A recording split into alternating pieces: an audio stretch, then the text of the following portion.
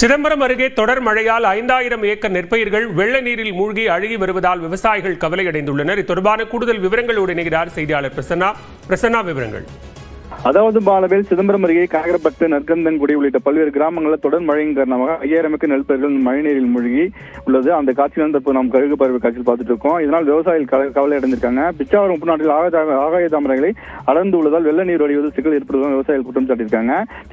டிட்வா புயல் காரணமாக கடந்த சில நாட்களாக பெய்த தொடர் மழையின் காரணமாக சிதம்பரம் அருகே உள்ள கனகரப்பட்டு, நற்கந்தன்குடி, குமாரமங்கலம், வசபுத்தூர், நடராஜபுரம், முத்தமசோழபுரம், பிச்சாவரம், கீழப்பெரம்பை உள்ளிட்ட பல்வேறு கிராமங்களில் 5000 ஏக்கர் நிலப்பரப்பில் பயிரிடப்பட்ட நெற்பயிர்கள் நீரில் மூழ்கி பாதிப்பு ஏற்பட்டுள்ளது. இதனால் விவசாயிகள் கவலை அடைந்திருக்காங்க. சிதம்பரம் மேற்கு பகுதியில் உள்ள வீராணமீரின் வடிகாலாக இருக்கும் வெள்ளியங்கால் ஓடையில் வழியாக வடியக்கூடிய தண்ணீர் பிச்சாவரம் உப்புநாட்டில் வடிந்து வரும் நிலையில் ஆகாய தாமரையில் இதில் அடர்ந்து இருப்பதால் இந்த நீர் வெளியேற முடியாமல் விளைநிலங்கள் புகுந்துள்ளதாகவும், எனவே பிச்சாவரம் உப்புநாட்டில் உள்ள ஆகாய தாமரைகள் அகற்ற நடவடிக்கை எடுக்க வேண்டும் எனவும் வேளாண் துறை அதிகாரிகளும் தமிழக அரசும் பாதிக்கப்பட்ட விவசாயிகளுக்கு விளைநிலங்கள் ஆய்வு செய்து உரிய நடவடிக்கை வழங்க வேண்டும் எனவும், ஏக்கர் ஒன்றுக்கு 30,000 நிவாரணமாகவும் ஆகாய தாமரை உடனடியாக போர்க்கால அளவில் அகற்ற வேண்டும் எனவும் கோரிக்கை வச்சிருக்காங்க. பாலவேல், விவரங்களுக்கு நன்றி பிரசன்னா.